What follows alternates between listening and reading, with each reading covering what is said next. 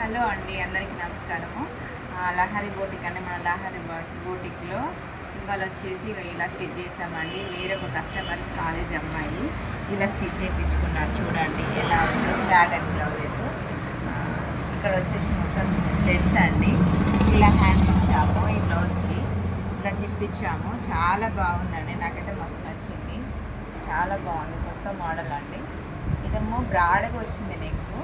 అదే ప్యాటర్న్లో ఆ అమ్మాయి అయితే ఇలా కస్టమర్ అయితే ఇలా చిన్నగా